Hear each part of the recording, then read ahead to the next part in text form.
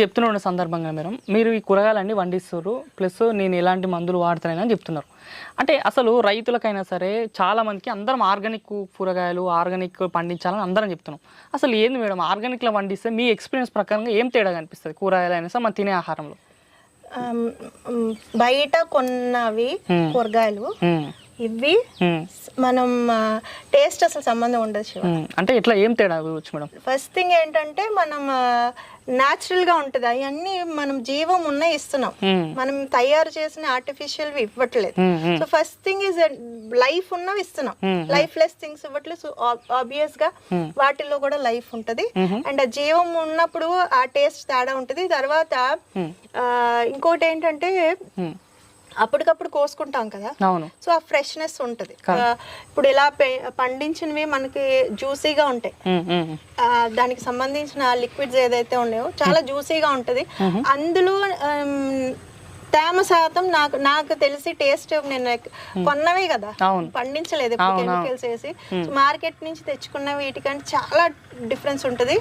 And ఏమంటాము ఒక రకమైన ఫ్లేవర్ ఏదైతే ఉందో వీటి ఫ్లేవర్ అలాగే చాన్నాళ్ళు అంటే మనం కోసినా కూడా ఉంటది, బట్ అది ఎందుకు ఫ్లేవర్ ఉండదు, ఫ్లేవర్ లెస్ లా అన్ని ఇంచుమించుగా చప్పగాను లేకపోతే టేస్ట్ లెస్ గాను. మెయిన్ థింగ్ ఏంటంటే అండి ఎవరి కాళ్ళు కొంచెం అయినా మీకు సరిపడు ఇప్పుడు ఉన్నాయి, మేము విత్తనాలన్నీ తీసేసి కొత్త విత్తనాలు పెట్టాము, అయినా కూడా ఇన్ని రకాలు వచ్చినాయి, కొంచెం వచ్చినాయి, బట్ ఇప్పుడు నాకు ఇవి సరిపోతాయి కదా, రోజుకి ఒక రకం 2 రకాలు ఏదో ఒకటి.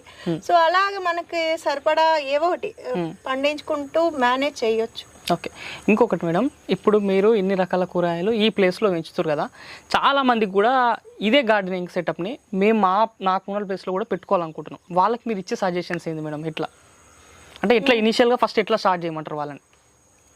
ఇనీషియల్గా అంటే మనకి ఉన్న ల్యాండ్ బట్టి మీరు ఇప్పుడు సపోజ్ నేను ఇదే తీసుకున్నానండి, ఫస్ట్ థింగ్ ఏంటంటే మేము ఇక్కడ పాములు గీములు రాకుండా మా హస్బెండ్ ఇలాగ గట్లు కట్టేస్తారు, అది సెకండరీ మీరు చేసుకోవచ్చు మీరున్న ఏరియా బట్టి. కొంచెం దేనికి అది ఈక్వల్ గా డివైడ్ చేసేసుకుని మీ ఏరియాని బట్టి, అంటే మనకి వెజిటేబుల్స్ ఎట్లా వండించుకోవాలి డివైడ్ చేసుకోవాలి ప్లేస్. మొత్తం ప్లాట్ అంతా నేను ఈజీగా ఉంటది, మనం కోసుకుంటానికి దిగటానికి ఈజీగా ఉంటది, అంటే డివైడ్ చేసుకుంటానికి ఉంటదని ముక్కలుగా మనం మడిల్లాగా చేసేసుకున్నాము. తర్వాత ఏం చేశానంటే చుట్టూరు గోడ లేకపోతే కంచె ఉంటుంది, ఫెన్సింగ్ వేసుకున్నప్పుడు మనకి తీగ జాతులు పెన్సిల్ కి వెళ్ళిపోతాయి, అంటే బీరకాయలు ఆనపకాయలు కాకరకాయలు చిక్కడికాయలు అన్ని ఏదైనా తీగలు మనకి అడ్డు రావు. ఈ వీడియోలో అయితే మీకు ఒక మంచి యాప్ గురించి పరిచయం చేయబోతున్నాను. ఈ యాప్ పేరు వచ్చేసి కిసాన్ డీల్స్. అయితే రైతులకు ఉన్నటువంటి వ్యవసాయ భూములు, వ్యవసాయ యంత్రాలు, అదేవిధంగా పశువులైనటువంటి గొర్రెలు, మేకలు, కోళ్లు, అదేవిధంగా మీకున్నటువంటి వ్యవసాయ పంటలు పండించిన తర్వాత వాటిని మంచి ధరకు అమ్ముకోవాలనుకుంటే ఈ యాప్లో కానీ మీరు ఇన్ఫర్మేషన్ ఇచ్చినట్టయితే మీకు ఎవరికైనా సరే అవసరం ఉన్న వాళ్ళు ఈ యాప్లో రిజిస్టర్ చేసుకున్న వాళ్ళకి అమ్మకాలు కొనుగోలు 2 చేసుకునే అవకాశం ఉంది. ఈ యాప్ అనేది అన్ని రకాల భాషలో అందుబాటులో ఉంది భారతదేశ వ్యాప్తంగా. ఈ యాప్ లో ముఖ్యంగా చూసుకున్నట్లయితే రైతు పండించే పంటకి మంచి రేట్ వచ్చినప్పుడు కూడా ఈ యాప్ లో ఇన్ఫర్మేషన్ ప్రకారంగా దగ్గరలో ఏ మార్కెట్ లో ఎక్కువ రేట్ ఉందో తెలుసుకొని రైతు నేరుగా మార్కెట్ లోనే అమ్ముకునే అవకాశం ఉంటుంది. ఈ మంచి యాప్ ని ప్రతి ఒక్క రైతు ఇన్స్టాల్ చేసుకోండి. ఇన్స్టాల్ చేసుకోవాలనుకుంటే సింపుల్, మన వీడియో కింద లింక్ ఇస్తాను, ఆ లింక్ మీరు క్లిక్ చేసుకున్నట్టయితే యాప్ డౌన్లోడ్ చేసుకోవచ్చు, లేదా ప్లే స్టోర్ లో కిసాన్ డీల్స్ అని కొట్టినా కానీ మీకు యాప్ ఓపెన్ అవుతుంది. డౌన్లోడ్ చేసుకొని రిజిస్టర్ అయ్యి మీకు కావాల్సిన సమాచారం వెంటనే పొందండి. ఎందుకంటే కింద కానీ పైన వేసుకోవాలన్నా చాలా స్పేస్ పడుతుంది, సో ఈ చుట్టూరు అవి ఫెన్సింగ్ జాతికి తీగ జాతికి పెట్టుకోవచ్చు. ఇంచుమించు 4-5 రకాలు అప్పుడు కవర్ అయిపోతాయి మనకి. తర్వాత ఇప్పుడు టమాటోలు గానీ వంకాయలు గానీ మన ఫ్యామిలీకి ఎన్ని కావాలి, ఇప్పుడు సపోజ్ ఒక 5 ఉన్నారనుకో, ఓ 10 మొక్కలు అలాగా మనం ఇంచుమించు ఫ్యామిలీ ఒక 4 ఉన్న ఫ్యామిలీకి అనుకోండి కనీసం ఒక 7-8 వంగ మొక్కలు, టమాటా మొక్కలు అలా అవసరం ఉంటాయి. అండ్ ఇంకో విషయం ఏంటంటే అండి, ఇప్పుడు మనం తక్కువ వేసుకున్నాం అనుకో, ఇప్పుడు మన ఫీల్డ్స్ కాదు కదా, పాలినేషన్ ప్రాబ్లం వస్తుంది. ఇప్పుడు సపోజ్ బీరకాయలు ఆనపకాయలు ఉన్నాయి అనుకో, 1-2 వేసుకున్నాం అనుకో, ఇది 2 పువ్వులు ఉండాలి, ఆడ మగ ఉండాలి పాలినేషన్. ఇప్పుడు ఈ పూసినప్పుడు అవి లేకపోతే ఈ లేవు అన్నప్పుడు వేస్ట్ అయిపోతాయి కదా. సో అందుకని కనీసం ఈ తీగ జాతిలో 5 మొక్కలన్నా పెట్టుకోవాలండి పాలినేషన్ కోసం. అండ్ అది కాకుండా ఇవి మనం సెపరేట్ గా ఉంటాం, చుట్టూ పొలాలు అవి ఉండవు. సో మనకి పాలినేటర్స్ ఉండవు. ఇప్పుడు మేము ఏ టౌన్ లోనో పెంచుకుంటాము. సో అంత పొల్యూషన్ లో అంత హై టెర్రస్ల మీద రావు కాబట్టి మనం ఆర్టిఫిషియల్ అంటే హ్యాండ్ పాలినేషన్ చేసుకోవాలంటే అవుతాయి. ఒకవేళ అవ్వకపోతే అది వేస్ట్ కదా. అది చేసుకుంటే గ్యారంటీగా మనకు 1/2 కేజీ 1/2 కేజీ కాయ వస్తుంది. సో ఈవినింగ్ టైమ్స్ మనం అలా తిరిగినప్పుడు పాలినేషన్ చేసుకోవటం, ఏమైనా పురుగు లాంటివి ఉన్నాయనుకోండి చేత్తోనే. ఫస్ట్ థింగ్ ఏంటంటే మందుకు వెళ్ళకూడదు. అసలు నాకు టెర్రస్ మీద అయితే మందులు అసలు కొట్టను. ఇక్కడ అంటే కుదరట్లేదు, వారానికి ఒకసారి వస్తున్నాం కదా, వచ్చేటప్పటికి కొంచెం తేడా వచ్చేస్తుంది. అంతే, నీమ్ ఆయిల్, పుల్లటి మజ్జిగ, పచ్చిమిరపకాయలు రసం, లేకపోతే జీవామృతం అవి ఫర్టిలైజర్ కింద ఇస్తాము, స్ప్రే కూడా చేస్తాము.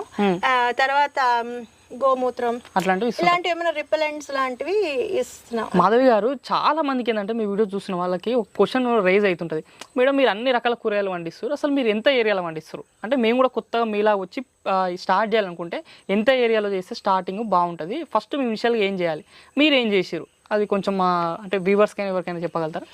అది ఇంత ప్లేస్ అని ఏముండదండి. మనం ఒక కుటుంబం మామూలుగా అయితే ఒక 4 ఉంటాం, పిల్లలు పెద్దలు కలిపి 4, అలా జాయింట్ ఫ్యామిలీ అయితే ఇంకొంచెం. సో మన ఫ్యామిలీ బట్టి పెంచుకోవాలి. ఏరియా అనేది మన ఇష్టం, మనకి 100 గజాలున్నా చేసుకోవచ్చు, 50 గజాలున్నా చేసుకోవచ్చు, 1000 గజాలున్నా చేసుకోవచ్చు. నాది 600 స్క్వేర్ యార్డ్స్ అండి.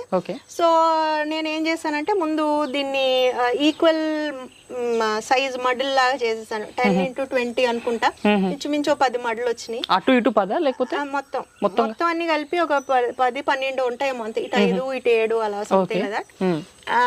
చుట్టూ బార్డర్లు కంచేస్తాం కదా, అక్కడ మనం తీగ జాతులకు వెళ్ళిపోవాలి. అంటే అనపకాయ, బీరకాయ, కాకరకాయ, పొట్లకాయ ఇవన్నీ కూడా ఎక్కువ స్పేస్ ఆక్యుపై చేసేస్తే కిందంతా పాకేస్తాయి. కాబట్టి చుట్టూ అన్ని పాదులకు వెళ్ళిపోవాలి. అండ్ తర్వాత మీరు అబ్జర్వ్ చేస్తే ప్రతి మడిలోనూ అంటే ఫ్యూచర్ లో పనికొచ్చేలాగా 2 ఫ్రూట్ ట్రీస్ వేసాను.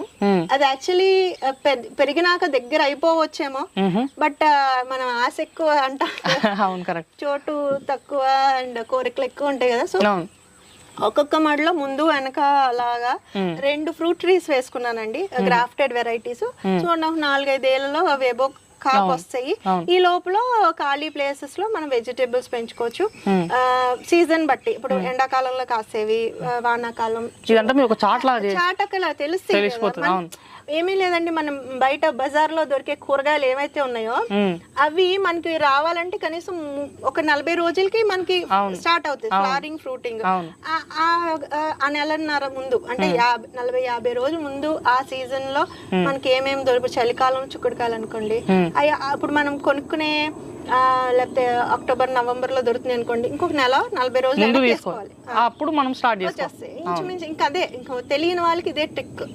సో అలాగా పెట్టుకుంటాం, మనకి సీజన్ తెలుస్తుంది కదా. బయట ఒక్కసారి కొనుక్కోండి, మళ్ళీ సీజన్స్ కి దాచుకోండి. సో ఏమేమి మీరు తింటారో అవి పెంచుకోవడం, మీ ఫ్యామిలీకి ఎన్ని కావాలో అన్ని మొక్కలు పెట్టుకోండి. అండ్ ఇప్పుడు నేనంటే ఎక్కువ ఉంటే ఇస్తున్నాను, ఏమేమి కావాలో అన్ని రకాలు మీకు ఎంత అవసరమో అంతే ఈ డివైడ్ చేసుకున్న ప్లేస్ లో వేసుకోవాలి. ఎందుకంటే ఇప్పుడు మీకు 10 మొక్కలు ఈల్డ్ సరిపోతుంది అనుకో, మీరు 20 మొక్కలు పెట్టుకోవడం వేస్ట్ కదా, ఇంకో రకం పెంచుకోవచ్చు. ఫస్ట్ టైం మీకు అర్థం అవుతుంది కదా, రెండోసారి వేసుకున్నప్పుడు మీరు మార్పులు చేర్పులు చేసుకోవచ్చు.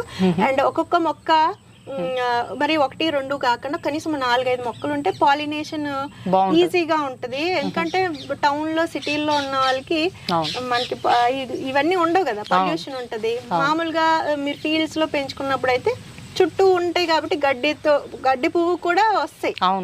సో మాకు కష్టం కాబట్టి కనీసం 4-5 మొక్కలు ఒకే రకం ఉంటే ఆ పువ్వులు వేస్ట్ అవ్వకుండా మీకు పాలినేషన్ అవుతుంది.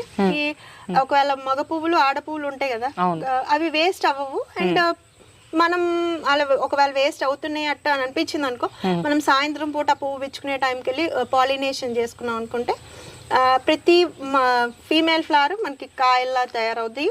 అండ్ అది కాయ అంటే ఏంటి, 1/2 కేజీ కూర. సో అలాగా కొన్ని మేనేజ్మెంట్స్ చేసుకోవచ్చు.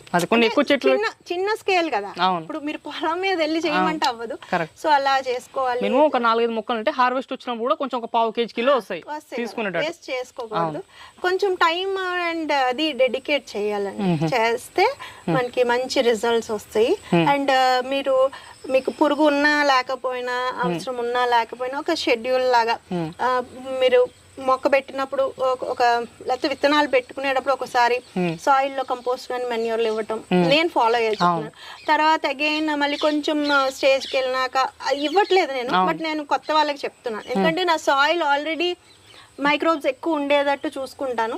సో ప్రతిసారి ఫర్టిలైజ్ చేయాల్సిన అవసరం ఉండదు, అంటే ఎరువు ఇవ్వాల్సిన అవసరం ఉండదు. బలాన్ని కాపాడుతారు కాబట్టి పెట్టినప్పుడు తర్వాత మళ్ళీ పూత దశలోకి వస్తాయి కదండి, పూ రాలకుండా ఉండటానికి కొంచెం ఏమైనా ఫర్టిలైజ్ చేయాలి. మళ్ళీ కాయలు సైజు మనం కోసుకునేటప్పుడు ఒకేసారి ఎక్కువ వచ్చినాయి అనుకో బలం సరిపోదు కదా. సో అలాంటప్పుడు మనం ఎక్కువ కోస్తూ ఉండాలి, ఉంచకూడదు చెట్టు చిన్న చిన్న. అండ్ ఇంకొక అడ్వాంటేజ్ ఏంటంటే మనం రైట్ సైజులో మన మార్కెట్ లో వాళ్ళు ఏ సైజులో వాళ్ళు అమ్మితే అది కొనుక్కుంటాం. ఇక్కడ ఇప్పుడు మన గుత్తొంకాయ ఇంత కాయ తినాలనుకో అది ఎంత టేస్ట్ గా ఉంటది. సో మనకి అది ఎప్పుడు అంటే మనం పెంచుకున్నప్పుడు నచ్చిన సైజులో తినొచ్చు, మార్కెట్ మీద వచ్చిన సైజులో వచ్చినట్టు తినాలి, అది అసలు టేస్ట్ ఉండవు. సో అలాగా మనం ఎక్కువ కోస్తూ ఉన్నాం అనుకోండి, ఆ కాయ ఎనర్జీ వేరే వాటికి వెళ్తుంది. సో అలా కూడా కొన్ని మేనేజ్మెంట్స్ అంటాం, మళ్ళీ అలాంటివి చేసుకోవాలి. తర్వాత సీజన్ అయిపోయినాక తీసేసి మళ్ళీ సాయిల్ కొంచెం ఫర్టిలైజ్ చేసుకుని వేరే రకం. ఇప్పుడు ఇదంతా ఈ మొక్కకి ఇష్టమైనవన్నీ తీసేసుకుంది, మళ్ళీ రెండోసారి అదే మొక్క వేస్తే అక్కడ ఉండవు కదా, వేరే రకం క్రాప్ రొటేషన్ అంటారు కదా మీరు. సో అలాగా చేంజ్ చేసుకోవటం, ఇలాంటి చిన్న చిన్నవి చేసుకుంటే చాలా సక్సెస్ఫుల్ గా మనం ఇంటికి సరిపడా చక్కగా చాలా రకాలండి. ఇప్పుడు మనకి పాతకాలం రకాల సీడ్స్ అన్ని కూడా అవైలబుల్ గా ఉంటున్నాయి, వెబ్సైట్స్ ఉంటున్నాయి, అవన్నీ కూడా తెప్పించుకుని ట్రై చేయటమే, పోతే ఒక విత్తనమే కదా. సో తెచ్చుకోవాలి, ట్రై చేయాలి అంతే. ఈ సీజన్ లో లేదనుకోండి ముందు వెనక్కి వెళ్తాం, అలా ట్రై చేసుకుని ఇయర్ మొత్తం ట్రై చేస్తే అది ఏ టైంలో వర్కౌట్ అవుతుందో దాన్ని బట్టి నెక్స్ట్ టైం చేయాలి.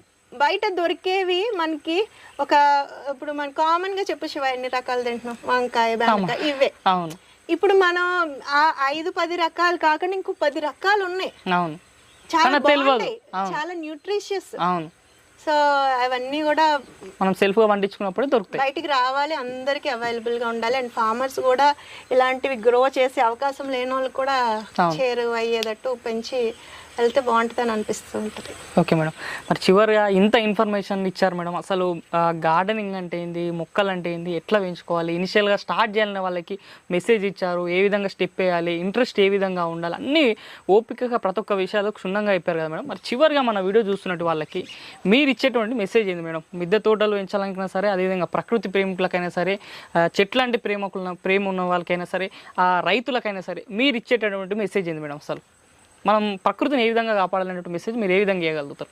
మన వాళ్ళు చాలా ఎక్కువ వాల్యూ ఇచ్చేవారు, భూదేవిని పూజ చేసేవారు, ప్రతి చిన్న దానికి సెలబ్రేట్ చేసుకునేవారు, ప్రతి చిన్న దానికి విలువ ఇచ్చేవారు. సో అప్పుడంతా ఏమి మనకి ఈ ప్రకృతి వైపరీత్యాలు అలాంటివి ఏమీ లేకుండా చక్కగా అందరూ శుభ్రంగా ఉండేవాళ్ళం. ఇప్పుడు అవన్నీ ఆలోచన లేకుండా కొన్ని పనులు సెల్ఫిష్ గా ఆలోచించి చేస్తున్నాం, ఎక్కువ లాభం కావాలనో లేకపోతే ఏవో ఒకటనన్ను.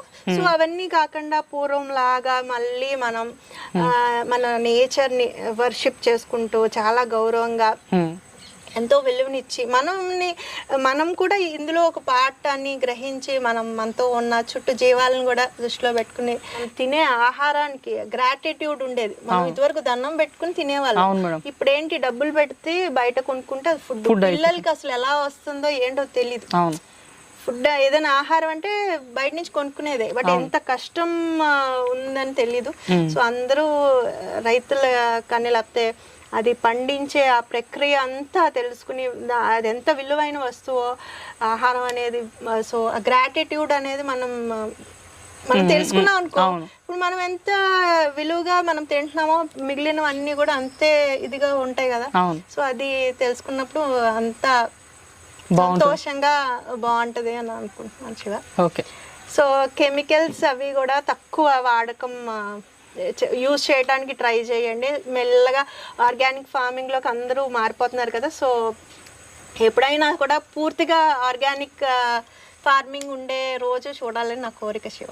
Okay madam, thank you. మరి చూస్తున్నారు కదా వ్యూవర్స్, మేడం చెప్పినటువంటి ఇన్ఫర్మేషన్ ప్రకారంగా ప్రస్తుతం సమాజంలో చూసుకునేది ఒక చిన్న పిల్లవాని టమాటాలు ఎక్కడ దొరుకుతాయి అంటే సూపర్ మార్కెట్లో దొరుకుతాయినటువంటి సిచ్యువేషన్ ప్రస్తుతం మార్కెట్లో ఉంది. కానీ ఒక వ్యక్తికి ఆ టమాటా అనేది నేలపైన వండుతుంది, ఈ విధంగా పెంచితే వస్తున్నటువంటి ఆలోచన లేదు.